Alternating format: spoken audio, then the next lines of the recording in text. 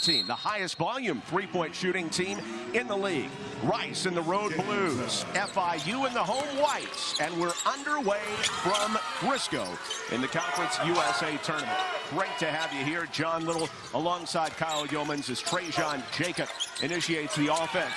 And now trying to get it inside. Banks has it stolen away by Chris Mullins, the 6'3 sophomore from here in the DFW area from Grand Prairie. Brings it up and puts it in the hands of Josh Paris. Here's the Rice starting five. This is what Scott Para has relied on the back half of this season. These starters have been outstanding for Scott Para's team. They've won 6 of their last 9. Yeah, one of the hottest teams coming into the tournament, getting hot at the right time and having an opportunity to try and find some rhythm early in this game. You have a steal from a team that's 13th in the conference in forcing turnovers via the steal. So you even have that conversation already. Rice showing off that, hey, we're a different team than we were when it was the start of conference play. Shot clock violation gives it back to FIU, a team that gives up 72 points a game. Starting five for FIU. They've gone with this pretty much the whole season. You see Osagai in the middle. Andrews, their leading scorer, with Day, Jacob, and Banks. And an early three by Trejon Jacob goes down. You look at the corner three for FIU, and it really opens things up early for the Panthers. I mean, the fact that Jacob is able to get open the way that he is, he's 15th in the conference at 3 points made. He's able to get off to a hot start and kind of get that shooting touch field early. FIU wants to go at a torrid pace. Aiko Adams fires back with a deep one. Back-to-back triples from the ones with the threes on the jersey. Jacob and Adams back and forth. That's any indication of how this game is going to go. That's going to be a lot of fun. Could be pretty fun. And Osagai abuses the rim. He is such a rim protector. But the fact that he can bounce off and be as athletic as he is at that 6'9 frame, it's really a tool for Coach Jeremy Ballard and company. They are going to utilize him all night long. Drew Peterson, number 23, the most improved player on this roster for the Rice Owls. He gives it up to Mullins. Mullins going baseline on Osagai. Slips it into Parrish, but before his shot, a foul call on FIU. Nigo is the man inside. Osagai, and it didn't take a whole lot for him to just kind of sneak away. It was already a mismatch. 6'3 Aiko Adams, and then all of a sudden 6'9 Osagai just turns around. He's got nothing but floor between him and the rim. Easy finish. No surprise there. Antonio Day Jr. leading the league in assists with 144. Nice job to get Osagai up in the air by Murphy, but he can't kiss it home. That's one of the things about Trey Murphy III is that you want to make him put it on the floor. You want to make him be physical when it comes to driving. You don't want him shooting those outside looks. That time, Rice saw their outside shooter drive in, even showed a little bit of that head fake and just couldn't get the nice little lay-in to fall. FIU loves to go at a fast pace, like we were saying a moment ago. But the main way they do it, Kyle, is by speeding you up with full-court defense. It's their defense that leads to their offense and leads to their fast pace. They want you to shoot before you want to. It's one of those all-time adages when it comes to the game of basketball. Good defense leads to good offense, and FIU has led that factor really throughout the conference play. Peterson off balance, so he steps back and drains the three. Peterson's one of the best kept secrets in Conference USA. Sophomore out of Illinois, first player in Rice history with 300 points, 200 rebounds, and 100 assists in a season. He's somebody that can do it all for the Owls, and he did it there, stepping back, keeping his wits, and then knocking down a big shot. Peterson not only leads the team in rebounds, but also in assists. Adams with an open triple, and all of a sudden, the script has flipped. Rice in front by 4. So you're telling me, John, that the first 3 buckets for Rice today were all from downtown, and it's the top shooting team in terms of field goals made from beyond the arc this season? I can't get anything past you. Try as I might. Try as I might. Yeah, 10 threes a game for Rice to lead the league. And they're top 5 in the nation when it comes to making threes and shooting threes as well. Peterson with the rebound off the Osagai miss. And Peterson trying to get something started early, but leaves it behind Parrish. A little miscommunication there as it looked like Peterson was trying to talk to Parrish and lead him a different direction, and the pass just goes a little bit wide.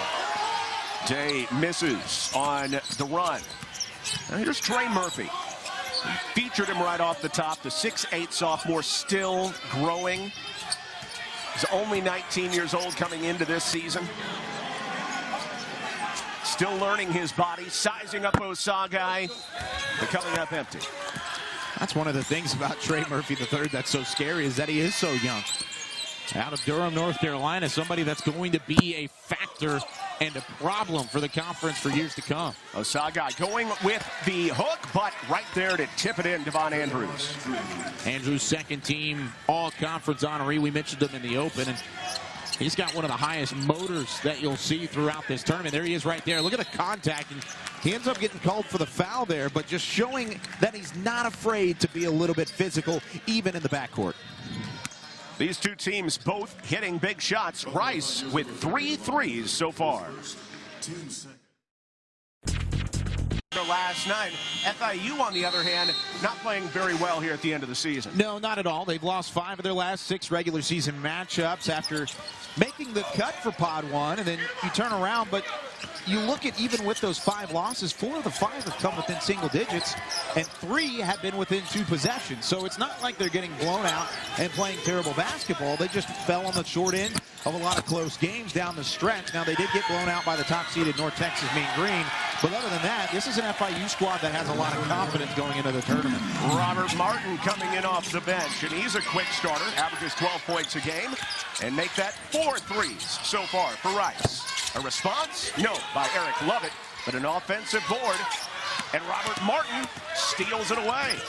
Robert Martin Jr., a 6'6" senior out of Pittsburgh. Why not? Rims in and out. This is a Rice team that is a much different program when Robert Martin is in the lineup and he is healthy. The senior out of Pittsburgh, just a difference maker and a physical scoring wing that is so smart with the way that he handles the basketball. Somebody that you can almost always rely on to bring up the big shot. Yeah, he missed 5 games with a heel injury right at the tail end of that bad 1-8 start in conference play for Rice. But once he got back in the lineup, Rice has just been a different team as Peterson takes it to the cup. And I love the confidence there from Drew Peterson, though. He saw just a tad bit of a window on a defender he thought he had a mismatch with. And, of course, with his tall 6'8" frame, he's got some speed to go along with it. Long legs tend to help out with that as well, and he does it easy up off the right side. Damon Kerrigan misfiring. He's the backup big in place of Osasu Osagai in here early at the first media timeout. Peterson looking mid-range this time. It crawls off for him. So you brought up FIU. Didn't play well at the end of the season, losing 5 of their last 6, but they did go to pod number 1. What's better, to be, I don't know, maybe the top of pod 2 and have a little bit more confidence heading in, or to be at the bottom of pod 1 and the 5 seed and the only team out of that top pod that didn't get a first-round bye in the tournament? That's the age-old debate of college basketball. It's even the same thing with byes and no byes in a tournament like this where you play back-to-back-to-back days. And, of course, FIU losing 5 of their last 6, but now you can say they're battle-tested. They've played the top teams. They aren't scared of anybody whenever it comes to playing here in the tournament and trying to make a run. Now, it's not going to help you in terms of RPI. You look at that, it's definitely worse. But at the same time, you've still got a lot of things going your way just in the fact that you've played some of the best competition around. Backup point guard Cameron Corcoran giving around the outside, ends up in a 3 for Eric Lovett.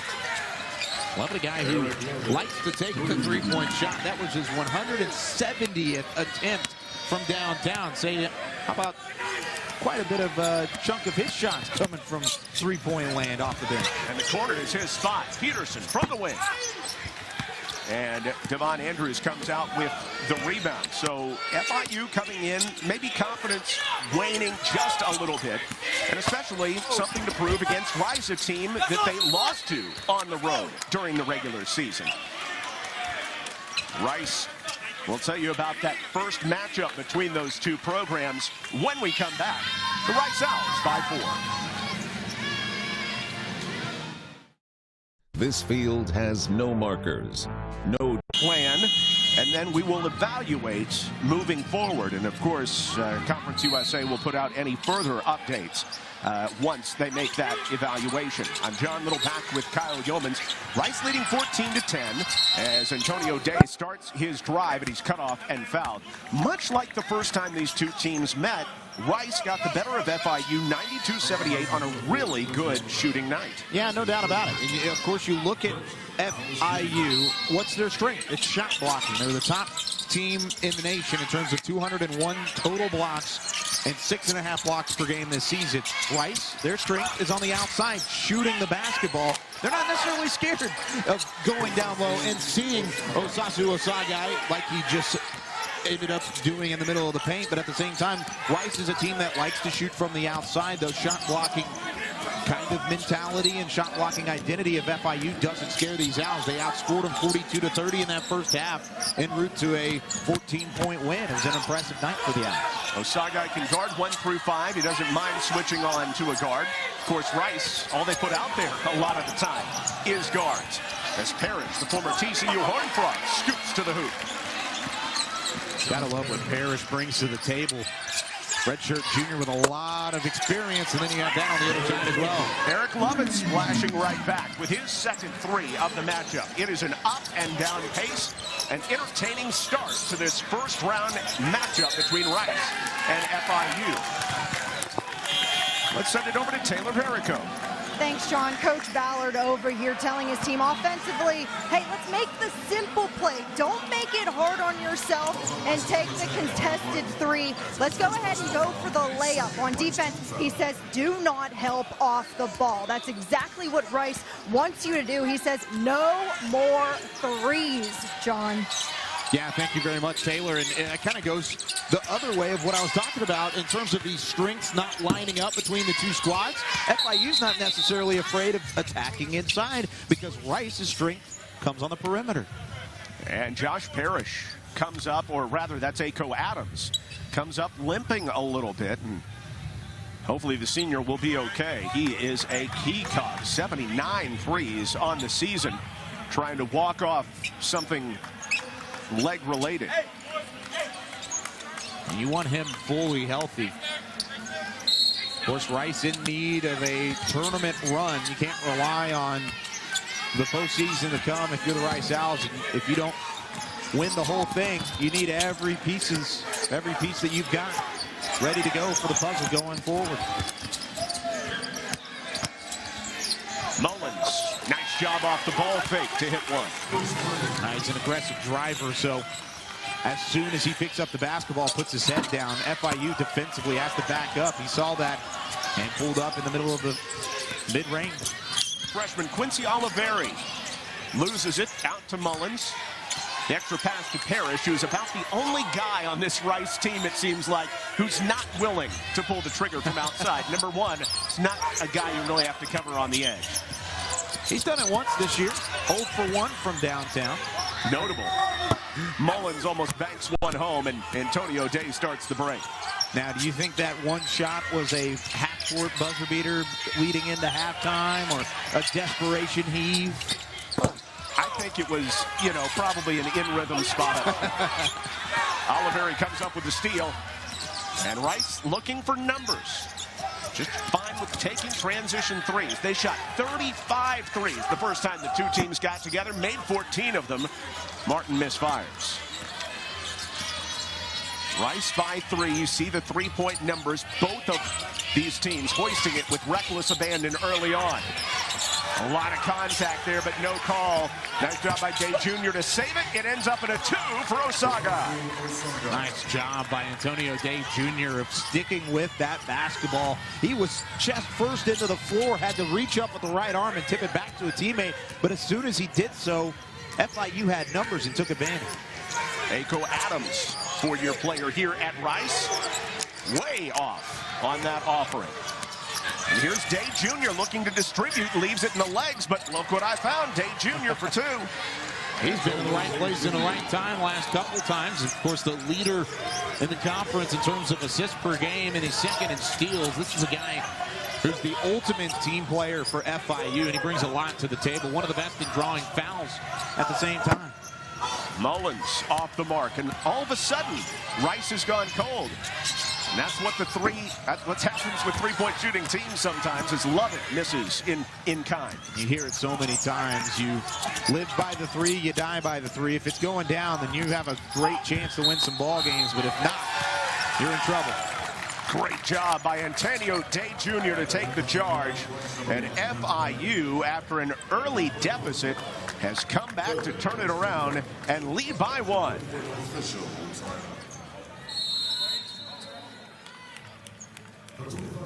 Time here at the Conference USA Championships, brought to you by Air Force Reserve. And I think these teams are just fine, very, very comfortable with playing this up and down pace. It's fun for them. Oh, it's fun for everybody. Anytime you get to look at two teams shooting the ball pretty well. Now, of course, they've each cooled off since our torrid start that we had right at the beginning, especially Rice, who's had a scoreless drought of almost 2.5 minutes. But at the same time, whenever you get that back and forth action, it gets the crowd into it, gets the broadcasters into it. I know we all enjoy it. It's a fun way to play a basketball game. Absolutely. Peyton Moore is in for the first time. 6'4" sophomore out of LA. Feeds it off to Murphy III. And now Mullins driving and dishing. Nice exchange. Mullins trying to get his team back on the board. Doesn't happen, but Peterson follows with a shot. That's such a heady play from Peterson, knowing on the backside, as you see the frustration there from Andrews. The fact that he's on the backside of that defense, he'll come flying in off and to the left. There you see him just to the right of the screen. He's in the right spot, nobody to block him out, and then knowing that he's got not one but 3 defenders right behind him, knowing what that pump fake would bring some contact, that was a great bucket. Yeah, Isaiah Banks was in the area, blocking out a Rice Owl. But Drew Peterson sneaks in for the and one, and Rice regains the lead. The Owls winning 6 of their last 9, officially finishing 12th, the last place that qualifies for the tournament. They were in pod number 3 as a three-pointer out of the corner goes down for Cameron Corcoran. The fact that FIU has been able to match Rice three-point shooting step for step here in this first half has got to be really encouraging for Jeremy Ballard and company, because if you're matching step for step the main strength of your opponent, you're going to have some surpluses elsewhere that are going to help you out. A lot of respect for Trey Murphy III, so he gives it to Peterson, who has 8 points so far. Moore is blocked on the edge. Kept alive by Murphy, but a shot clock violation. Shot blocking team, we talked about it earlier, leads the nation as a program. Now 3 blocks already here in the ball game. The first one that time for Furcron, but we're going to see plenty of those blocks. Not a ton of them ever exactly the highlight reel type of rejections, but at the same time, you have just a finger on a basketball, it can affect the projection of a shot. Of those 6.5 blocks a game, most of them by Osagai, who gets nearly 4 a contest. Reverse pivot by Banks goes awry, but Peterson was out of bounds. The 2020 Conference USA Baseball Championship is returning to Biloxi, Mississippi this year, May 20th through the 24th. Live coverage will be available right here on ESPN+. Visit conferenceusa.com for more information on the CUSA baseball tournament. It's been a rough start for Rice baseball this season, 2-14, but that's a program that has had so much success throughout the course of its history. 2003 national champions. They've got some talent there. Trey Cruz, most notably that shortstop. He's going to be an impact when conference play comes around. So don't give up on Rice baseball just yet. Peterson picked up by Osagai, who changes the shot. And then Jacob creates the board for the Panthers. The thing about Osagai, he doesn't just adjust shots right at the hole. He can step out on you. Makes you go over that 7-foot wingspan. Osagai with a deep hook. He can do that as well. He likes to post up, but every time he does that, you have to be wary of that right-handed hook shot. That's his go-to. It's almost like clockwork for him underneath. Once he gets physical. Oh. Speaking of physical, my goodness, Rice lucky to recover. Well, there's a highlight reel block. I said his blocks earlier weren't highlight reel. He proves me wrong. See if he gets another one. Now instead it's Murphy. Open out of the corner. Can't hit it. And Osagai pulls down the board. Osagai, the first time the two teams got together, 18 points, 7 of 8 from the floor. Incredibly efficient, 8 rebounds. Only 1 block, though. Long by Corcoran. And the tennis match continues here in Frisco. Nice open look by Peyton Moore, who fills it up. Moore only 27% from deep this season, but Scott Para lets everybody shoot threes. Everybody's got the green light. First score for Rice in the past 2.5 minutes. Has another drought there for the Owls, but the defense has held their own, keeps them within striking distance to allow that bucket to tie things back up. I mean, Rice is the type of team, three-point shooting, and this zone defense, they could truly beat anybody if they are on a given night. And Rice trying to get out in transition and look for another early three. FIU showing that man-to-man look at the moment. Switch from a zone earlier once Drew Peterson was beating that zone with a drive, and you saw a couple other open shots because of it. FIU switched back to that man-to-man. That's what they've been at here throughout the majority of the last 5 minutes. Only 2 to shoot. Moore again. Now this time it's in and out. I just think FIU is much more comfortable in that man-to-man against Rice overall. It's going to be a blocking foul on Peyton Moore. That sends us to a timeout. The big man, Osasu Osagai, loves going to the right-handed hook. And he also loves sending it back as often as anybody in the nation.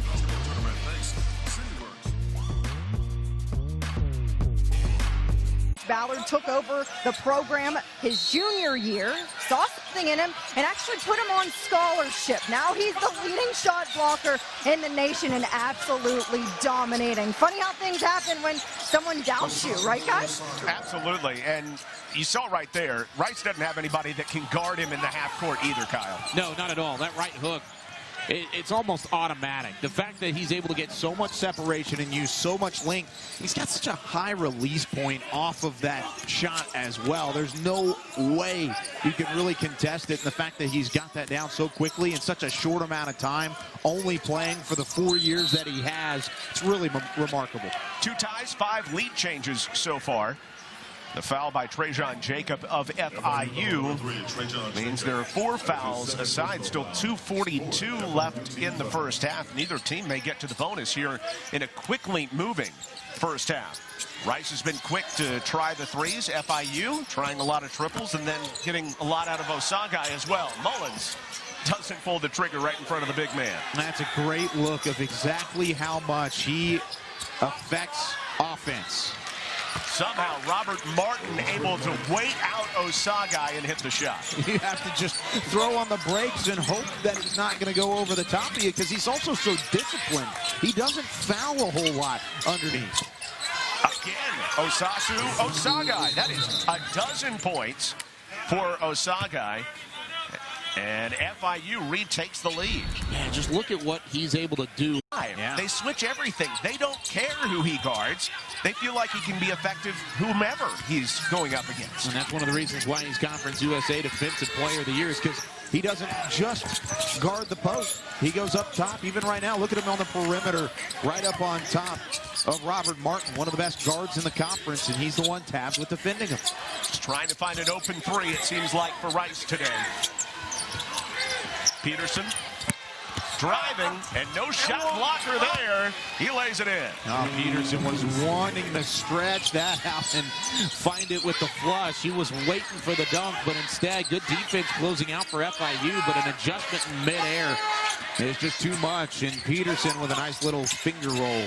2 well-matched teams in the 5-12 matchup. It shows just how close these games can be. Running right-hander by Eric Lovett. Most of Lovett's shots come from outside, but he's able to make one go. Approaching a minute left in the first half, and Scott Parrott chooses to go ahead and use his timeout that he would have lost at the break anyway.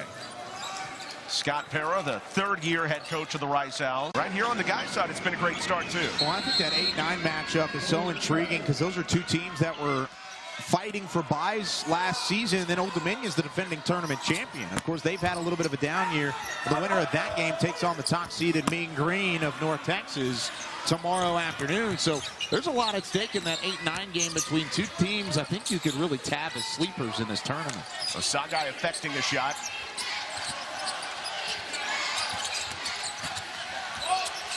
Corcoran cranks one.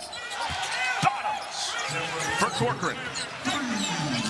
Straight away dagger from way downtown. Such a quick release with that point guard that moves so well. Kind of reminds me, and maybe it's because of the 55, but it kind of reminds me of the former Baylor and Dallas point guard Pierre Jackson. It's kind of the way that he kind of rolls off of a screen and then is able to take that quick trigger. Got a very pretty shot. I mean, as good of a looking shot as you could really ask for.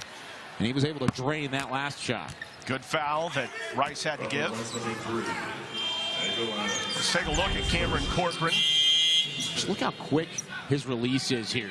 Gets it, takes one jump, and all of a sudden that thing's in the back of the net. It was almost in the back of the net, or bottom of the net rather, by the time he hit the ground. He's got a straight line shot too, not a ton of arc to his three-point look. So it's kind of an uncharacteristic look, but it's something that's definitely effective. Rice has one more foul to give, not giving it. Instead, it's Day to the cup. Peterson launches from beyond midcourt, and that will take us to the half. And all of a sudden, FIU women's, and our on-court reporter is Taylor Verico. So great to have you with us tonight. So Kyle, keys to the second half for Rice. It sounds like Scott Para's just like, keep the pedal to the metal, keep on shooting it, hope it goes in.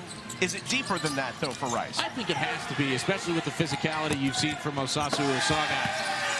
Devon Andrews with the swipe and the take to the bucket. And one thing that Scott Para said before the game, no live ball turnovers. And one of the first live ball turnovers of the game results in an easy two. That's kind of the thing that Rice had going in their favor in the first half, is that they took care of the basketball. And the fact that you start the second half with the turnover as a foul is called underneath on Day Jr., but you see only just a couple fouls for Rice overall. Other than that, the stats have been pretty even. You see the shooting percentage up at the top of the screen, but then you talked about how it could be deeper. How about that? Points in the paint, 20 compared to just 10 for FIU, the majority of those coming from Osagai. How about 13 assists by FIU as well? Some great sharing. Peterson looks to get his team back in it after 10 straight points by FIU spanning the quarters. Finally, Peterson with the three, but right back in the eye, Trejon Jacob over Aiko Adams. One of those where you just turn around and you say, well, what else can we do? We tried to get back, but they beat us to the point.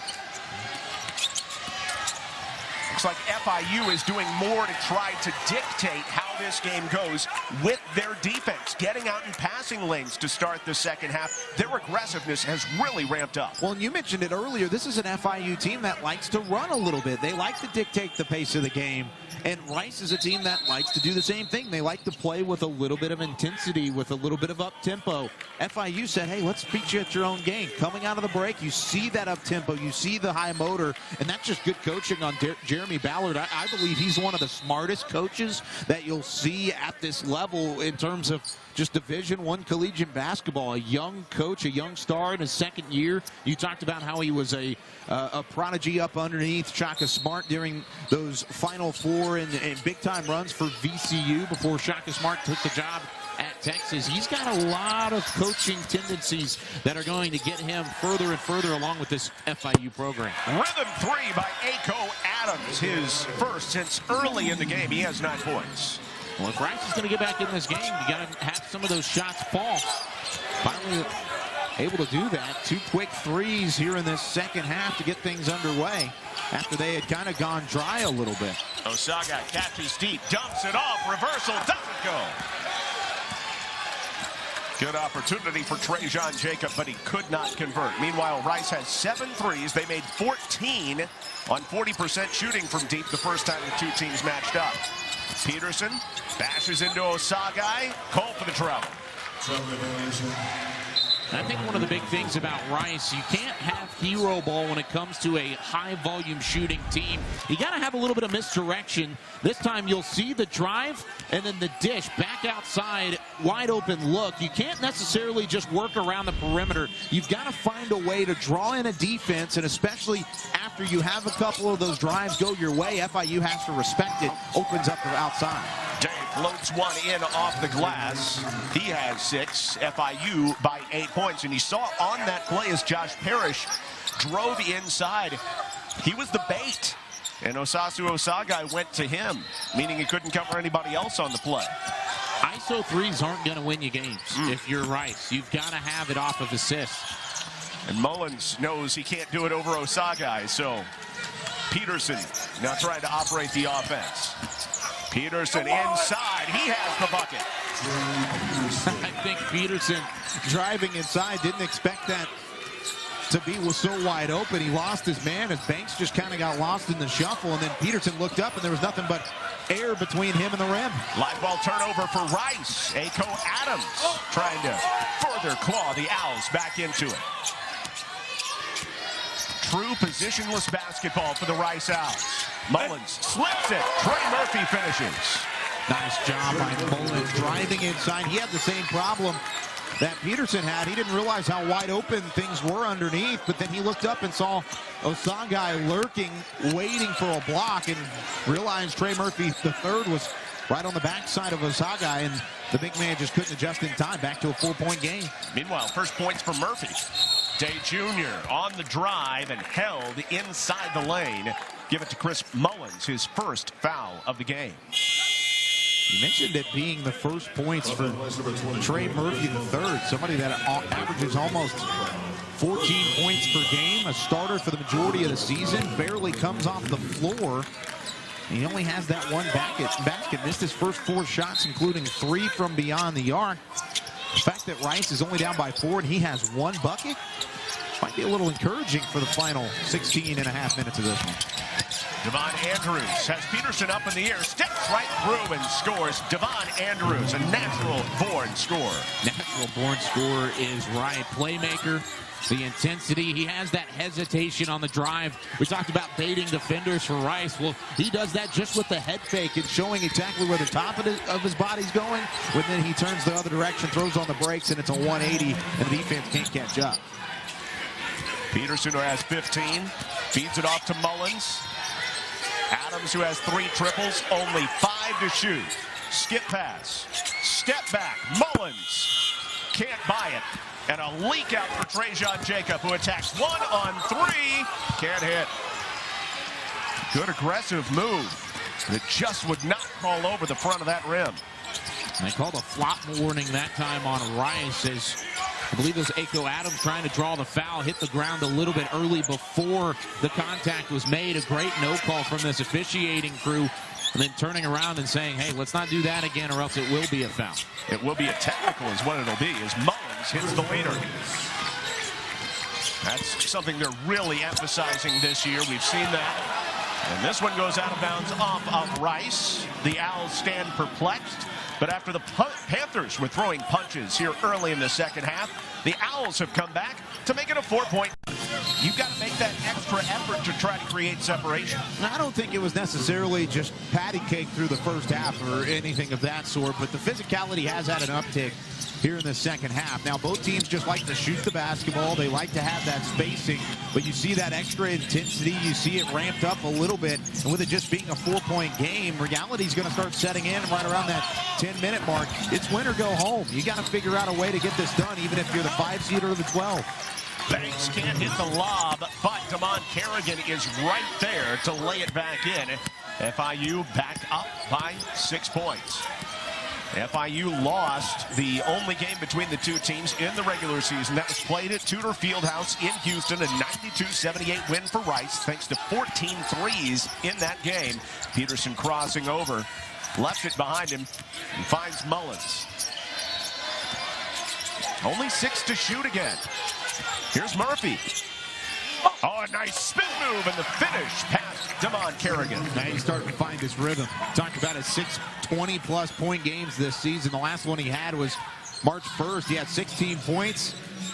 in that loss to UTEP on Saturday. So he's definitely the scorer. He's the one to go to here in the final 13 minutes, 14 minutes or so in this ball game. He's starting to find that rhythm. That's a little scary for FIU. Corcoran goes inside. Kerrigan did not know that Robert Martin was on the backside to strip that one away. Oh, Martin wanted that trailing three, too. FIU does just such a nice job rotating defensively, sticking with that man-to-man. Of course, we saw the zone a little bit earlier. Here's Peterson in rhythm, but it crawls off. Love it with the board. The Owls' looks have been much better tonight when they've been in rhythm, off a pass. That catch and shoot mentality for Rice, that's where they've been successful, not necessarily off of those ISO looks. We mentioned it earlier. You're going to have to pass the basketball. Having those assists so low in the first half was crucial. Berkron sets up Corcoran, but it doesn't go. Now here comes Mullins the other way. Some numbers. He's rates going up, and foul shots coming for Rice. FIU going to the lob out of the timeout.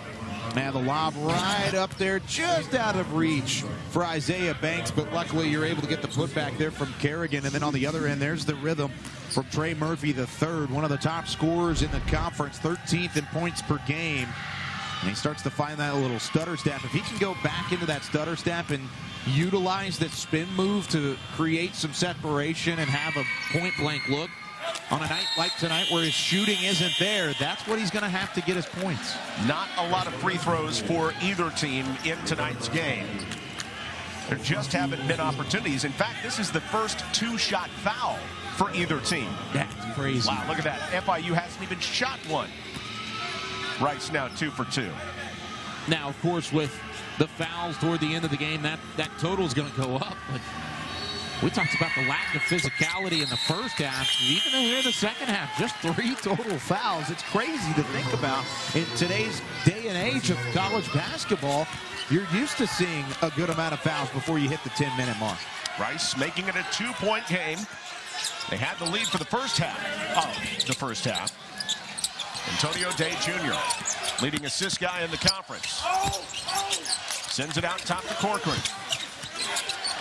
Around an Osagai screen as the big man's back in. Corcoran staying on the dribble, throws it away to Peterson. And FIU starting to give it away with more regularity. No look feed, Murphy for the slam and the tie. I love the game of Drew Peterson. He has such a vision for the offensive end of the floor. He plays both sides well, but especially on the offensive side, he just finds a way to dish the basketball to a wide open scorer. Drives in, looks to his left, and all of a sudden Trey Murphy III, sneaky back behind that defense, wide open for the slam. Just gorgeous. Day Jr. floats it in with the left hand. And we've got 11 minutes and 50 seconds left of this. Back and forth. This has been fun. Things are really heating up. The playmaking is going up. The competitive nature of this game is finally coming to fruition. Both these teams needing this game to continue their season. Here's Martin against Osagai. Another slam for Trey Murphy. You can't leave that man open. I know he's a shooter. He makes his keep from beyond the arc, but you can't let him open on the baseline. Oh, Eric Lovett there to stop the streak.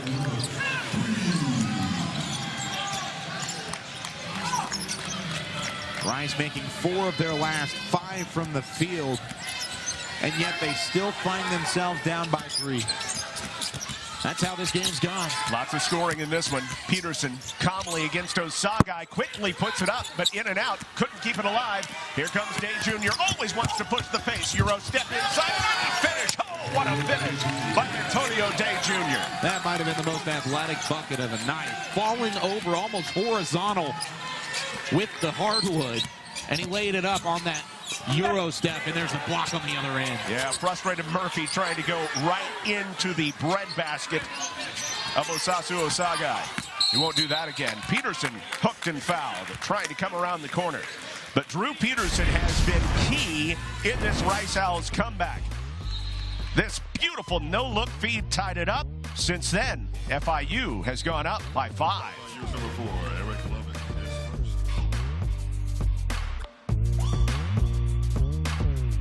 The defending Conference USA tournament champions, they've got to climb a big mountain against FAU if they want to stay alive. How about that?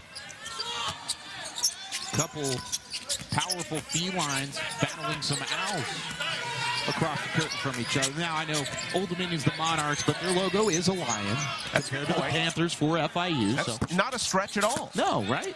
Peterson short on his 3, and the Panthers trying to get back in this thing. Day is the engine.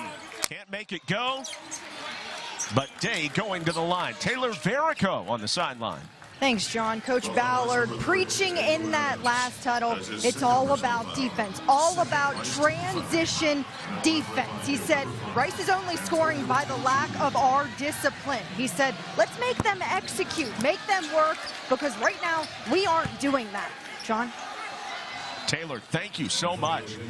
Yeah, as much as Jeremy Ballard thinks about his offense, he's about trying to get tips, trying to get blocks, trying to work hard on defense as Day goes 1 of 2 at the line.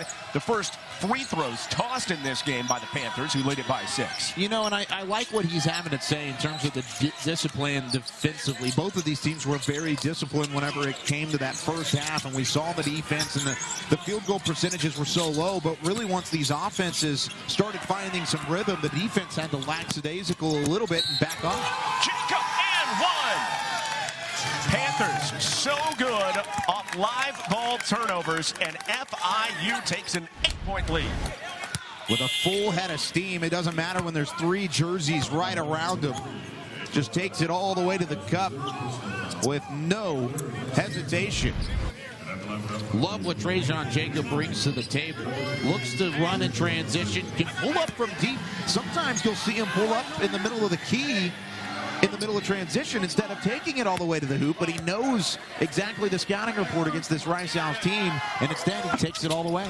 Real tone setter on both sides for FIU is Trejon Jacob, and he showed it on that defensive play. Can't convert the 3-point play, though. Still, FIU up by 8, one of their larger leads, as Peterson tries to go to the cup. A hard foul, and there's a technical coming here as Day and Peterson came together, and in order to keep it from getting worse, Peterson gets teed up. Let's look at this. There may not be a ton of fouls in this game, but the physicality and the competitiveness is still there. You see the contact, pretty tough overall, and there is some words pretty quick right up after that contact was made, and of course, we got a great look at it from that baseline camera. Another magnificent look from crew and company here, but you can't do that if you're Peterson. You're just a sophomore. You play such a smart game, but you got to be heady when it comes to that. They're going to say it was a foul on Antonio Day Jr. And then a turnaround. They'll call the technical. Class A technical, resulting in 2 foul shots for Trejon Jacob. And then there's also a foul, like you said, on Antonio Day Jr. You know, FIU's not a great free throw shooting team. 65%. That's a pretty poor free throw percentage as a team. But those are 2 big ones for Antonio Day Jr. Now Peterson tries to earn them back at the other end. And a chance for the tick and the tack here. FIU growing that lead a little bit. It's been a quiet growth of the lead ever since we were tied up, but it's a quick little 10-0 run over the past 2 minutes. Stoppage in play, free throws now playing a factor. You got to knock these down if you're Peterson. Try and stop the run. Indispensable part of this Rice team, leading the team in minutes, rebounds, assists, and today in scoring with 16. Still, it's FIU up by 9. Jeremy Ballard's Panthers looking to secure a trip to the second round against Charlotte. Osagai hooking around defenders and fouled heading through the lane. Osagai going to the line. The 2020 Conference USA Softball Championships will take place May 6th through 9th in Bowling Green, Kentucky. Hosted by WKU. Live coverage right here on ESPN+. Visit conferenceusa.com for more information. So the foul on the floor. No foul shots for Osagai. As Andrews goes to work. Devon Andrews has it poked away by Peterson. Oliveri on the run. And FIU back in transition. Andrews couldn't come up with a swipe. Martin trying to decide what to do with it in this positionless offense for Rice. Murphy hasn't had much space in the second half to shoot threes. Now Peterson over. Oh, and it's good. Drew Peterson knocks down the three over Osasu Osaga. I love the adjustment there from Rice as FIU started that defensive possession in zone. Switched it over to man. Rice realized that and found Peterson open with a little bit of a mismatch up at the top of the key. There is no stopping Osasu Osaga. He's on a different level. He really is. 14 points in this one. He is. Especially against a team like Rice, who's basically starting 5 guards. Absolutely. Who do you put on it? There's nobody to put on it. You sacrifice that end for this end. Nice lift inside Oliveri to the line. Drew Peterson staring down the best shot blocker in the entire regular season champion North Texas. Coming up a little bit later on court A, it's UAB and UTSA, and we'll have Marshall and UTEP here on court B. And the Conference USA bracket presented by Air Force Reserve. I think that speaks to the parity of Conference USA overall. The fact that last year's champion, the #1 team last year representing Conference USA in the NCAA tournament, Old Dominion, they turn around, they get an 8 seed, but they're out in the first round. Life comes at you fast. Beaten by the 9 seed 1 year after they made their magical run here in Frisco and found their automatic bid to the NCAA tournament. So there's so many good teams. It's going to be tough for North Texas against that FAU squad. I know North Texas has beaten them twice already, but that's a tough task for Grant McCaslin and company. Trejon Jacob's coming alive in this second half. That fall away 3 gives him 11. And the Panthers stretching it back out to a 9-point advantage. And if you're Rice, you got to have Jacob put the ball on the floor. He likes to use that jab fake into that 3-point shot. Nice backdoor cut. Murphy finishes it up, but Peterson just keeps dishing off dimes. You know that's got to be frustrating for Coach Ballard for FIU, seeing Trey Murphy flush it home. That's a shooter who keeps finding his way open back behind the defense. Here's a foul. And a look at this backdoor pass. Another beauty by Drew Peterson. It's just crazy to see off into the left. You see the eyes and the vision looking for Trey Murphy the entire time. It was kind of telegraphed. Yeah. It wasn't like he was surprising anybody with a no-look pass, Peterson. But turns around, and that's all it was. Oh, somehow it's not an over and back, and Scott Para gets teed up. Para has to take a walk to calm down. And that is a turn of events here. Couldn't fire up that Rice Owls team, but it does put Jacob on the line with a couple shots here. The face of the coach says it all. Trejon Jacob trying to extend that lead out. He didn't like it. He didn't like it at all. No, not even a little bit. That's unfortunate for Rice, though. Those were 2 crucial points, and Jacob being such a good free throw shooter at 73%. It really is almost an automatic couple of points. Para just trying to plead his case. He did not believe that was an over, or he believed it was an over and back. Should have been Rice basketball, but the officials say elsewise. Heart rate back down under 90 for Scott Para as Day glides to the glass. It might be back up over 90 as the frustration sets in. That's a Wide open look in the middle of the lane. You can't allow for so many steps and so many lack of bodies underneath for Rice. You got to have a body in the lane. And a key 4-point possession as Peterson is fouled on the other end. He's intent to take over. Drew Peterson having one of his better games of the season, on the verge of superseding 20 points again. Let's take a look at the call in question. It's touch there. I don't see why it wouldn't be, but there's really no reason why it wouldn't be over and back. That's just a bang-bang call. The officials saw it the way that they did. We've got the benefit of replay and slow motion to see it clearly. They don't have that. They have to look at it in real time. They thought it was tipped. It's a great point. And we get to look at it a little bit later on. I don't believe that's even alive. I don't even believe that's a reviewable call, is it? I don't know if you can review it over and back because play is still currently being taken care of, and then the technical foul was called. Well, no, you can't review it in this situation. Meanwhile, Rice needs to turn attention to their defense. 7 for their last 7 are the Panthers. Makes it 8 of 9. Osagai with a putback. And a timeout called by the Rice Owls. They are in desperate need of this game getting flipped in a better direction. Controversial moments that have resulted in a couple technical fouls. One on Drew Peterson for barking back at Antonio Day Jr. One on Scott Parra after what he believed should have been called an over and back violation.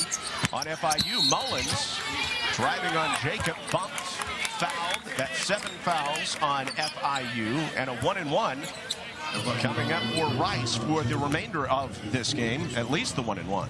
Well, and as much as you want to complain, if you're a Rice Owls fan, about the call over and back or whether it was or not, there haven't been enough whistles in this game to dictate the outcome. It's still a 12-point lead. That's one possession at one point. If you're Rice, you got to put that behind you, turn around and convert on the defensive end of the floor. You got to get some stops. This is an FIU team that has dominated the paint so much. They have a 40-24 advantage in terms of the paint, and right now Osagai is just absolutely a wall. He is so tough to get around. Like you said, the 40-24 advantage in the paint. Another block shot for Osasu Osagai. That is 5 in the game. As Ako Adams really needs this, and he drains it. All his points from outside. He has 12. Rice back within 9. They can get it together and make this a game down the stretch for sure. Second Owls shooter that has multiple threes tonight along with Peterson. Maybe one of those two guys has to be the one to get things started. Shot clock draining down, and Ako Adams does the honors. Just a wide open look. Another drive and dish. That's been the success for Rice over the course of the game. 3 assists already for Peterson. Murphy's got 3 assists as well. We talked about how they only had 7 in that first half. Well, they've grown that to 16. And we've still got 5 minutes to play. Now, with this 5-minute mark approaching, Rice, that's a pretty significant turn of events. They're 14-2 when leading at the 5-minute mark in the second half, but 1-13 when they trail. Well, Peterson goes inside on Osagai. Feeds it to Mullins, trying to get physical. Down by 11 with under 5 minutes to go. Rice needs to start stringing buckets and stops. And their best shooter, Murphy, cannot buy a bucket from outside. All 10 of his points have come from inside the arc.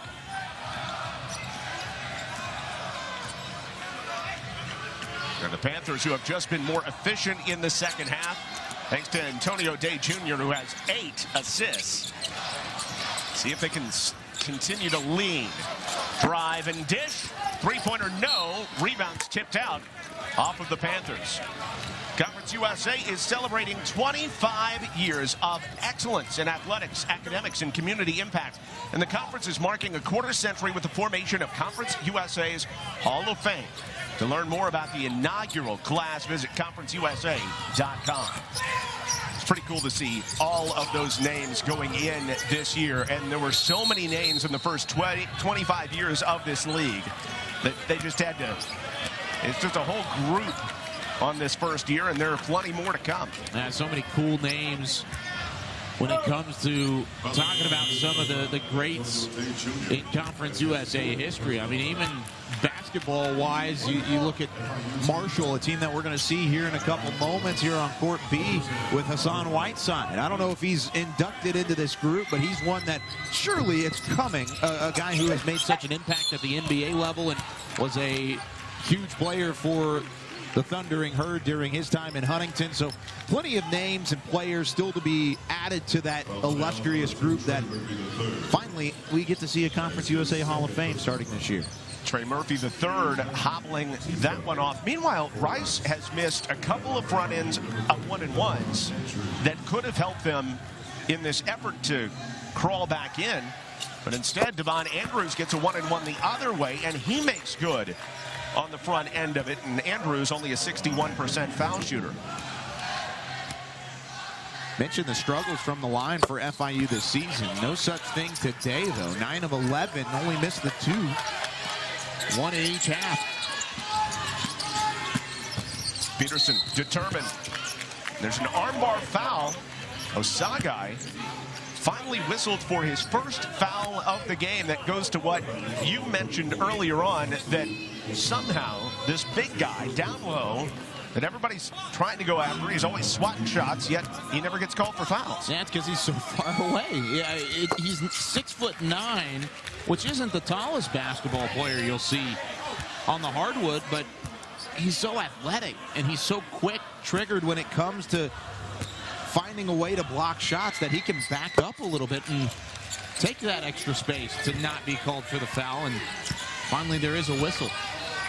Peterson, meanwhile, knocks down 2 must-have free throws. Under 4 to play. The FIU Panthers leading it by 11. Looking for a date with Charlotte again, a team that they had to play in pod play as well. Osagai trying to distribute. Corcoran feeds it to Osagai. Hasn't gotten a lot of these opportunities. Poked away and stolen by Peyton Moore. All right, you got the turnover. Now look for a high percentage look here for Rice. Don't force up a shot. You still got plenty of time. You showed earlier that you can score in a hurry. Peterson playing the point forward spot, turning to the goal and fouled by Isaiah Banks. And more free throws coming up for Drew Peterson as he's eyeing a career high tonight. This is CUSA Championship Basketball. A team they were locked in that top pod with.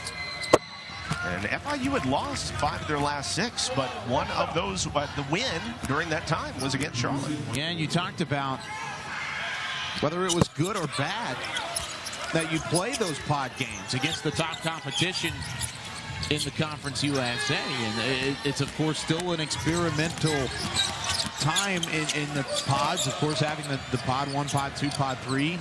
Charlotte got inside the top 5 when that cutoff happened and then struggled from then on out. But even then, you've shown the confidence today against a pretty stout Rice team. Day's had a great game. Can't get Andrews. Tips it twice.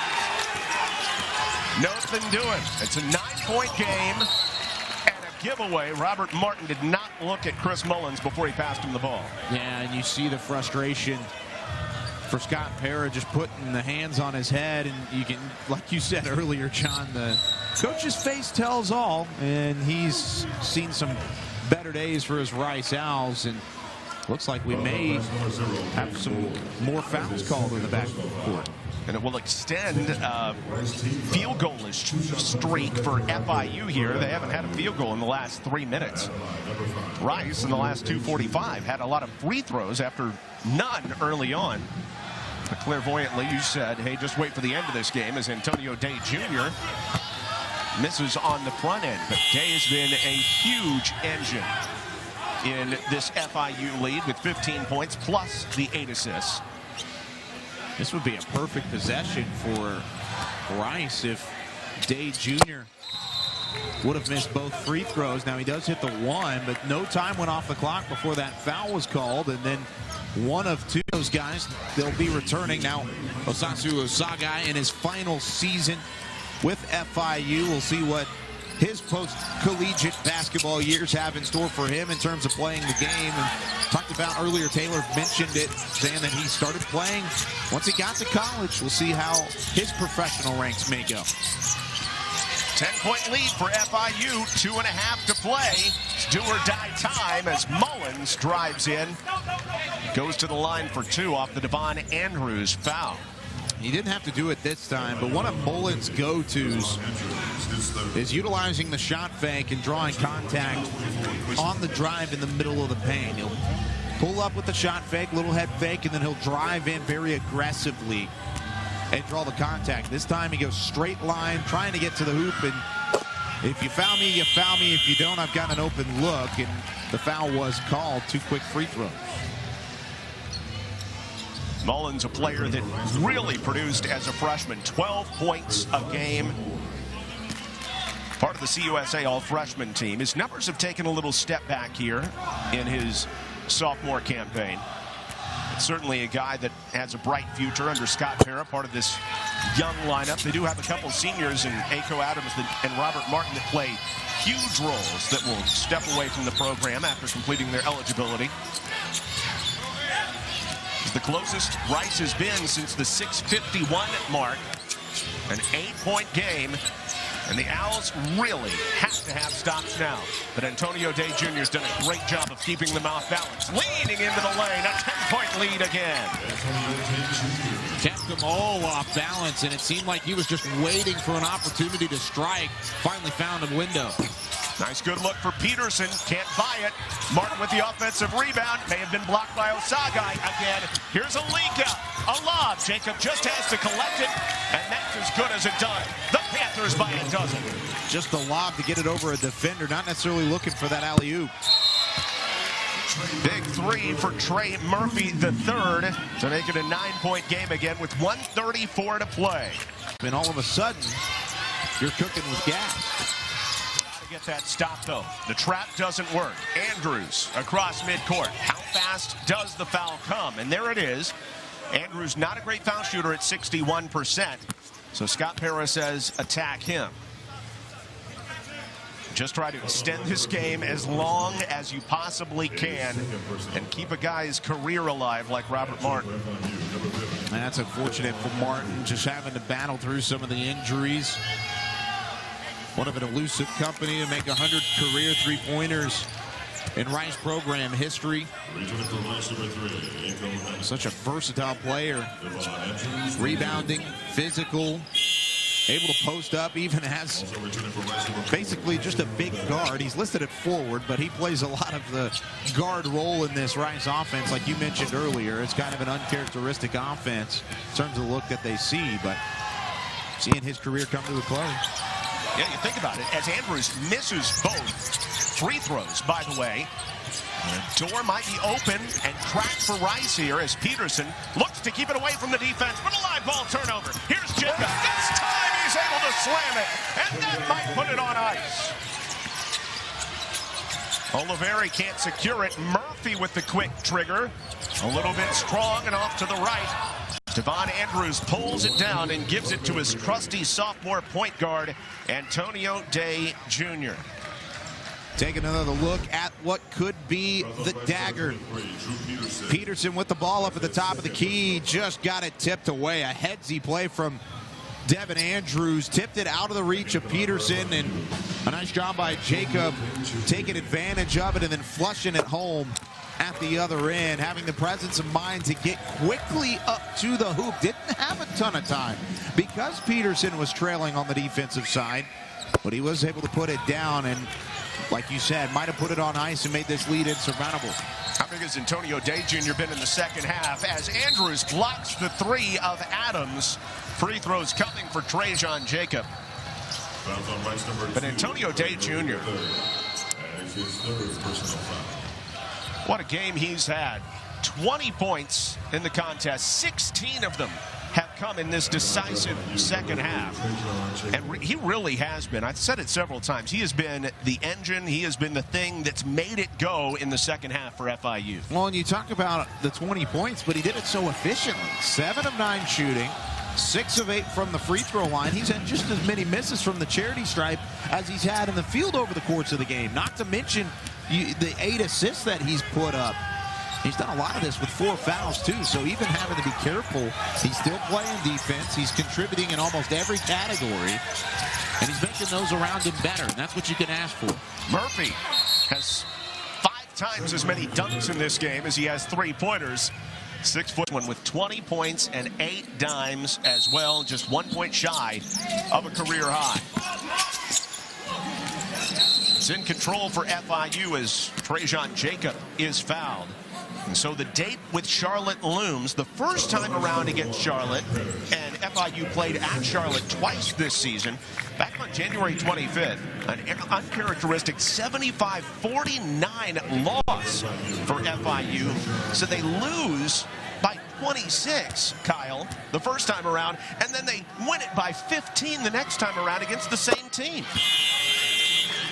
So these two teams that know each other so well in that 4-5 slot, it's going to be a slugfest tomorrow in the quarterfinals. And there's a lot at stake for FIU, too. Having to fight to keep their season alive, 1, but 2, with this win, it pushes them to 19. 1 more, you're at the 20-win plateau for the 4th time. In program history, they had 20 wins last year. In a 20-14 record, they could get back to that mark for the 2nd straight year. Trey Murphy with the follow shot and the foul. Trey Murphy didn't have a point at halftime, but because of what he did inside the arc in the second half, he finally became a factor. Osasu Osagai is whistled for the foul. Trey Murphy, this kid has still been growing. He's grown 2 inches since he got on campus in Houston. They discovered a growth plate was still open on your team. A 4-point lead. Now really tough for North Texas. Charlotte will not want to foul with 4 seconds left. A fake handoff. It crawls off for Jackson, and Charlotte survives. The Charlotte 49ers move on, breaking a 2-game losing streak with a 71-67 victory over North Texas. And the 6th seed Charlotte moves on to play the number 3 seed Western Kentucky. Martin, yeah, just clipped him right in the eye. And it looks like they're going to call a flagrant 1 on Martin Jr. here. And you couldn't see it there, but Robert Martin was the first one to come up, help him up to his feet, or try to let him know it wasn't necessarily intentional. Here's a look at the sportsmanship of Martin. Tries to go over and check on a guy he's been doing battle with all night, and a guy that is going to eventually end Martin's career tonight. That's the thing. There's so much respect between these 2 programs, between Coach Para, Coach Ballard, and then even just the 2 rosters. That's why the intensity and the competitiveness is there. It boils over sometimes because there's respect between these 2 sides. Rice got the better of FIU the first time around. The second time, FIU made the necessary adjustments, weathered the storm through a couple of these Rice runs, and then it looks like the Panthers are the ones to move on.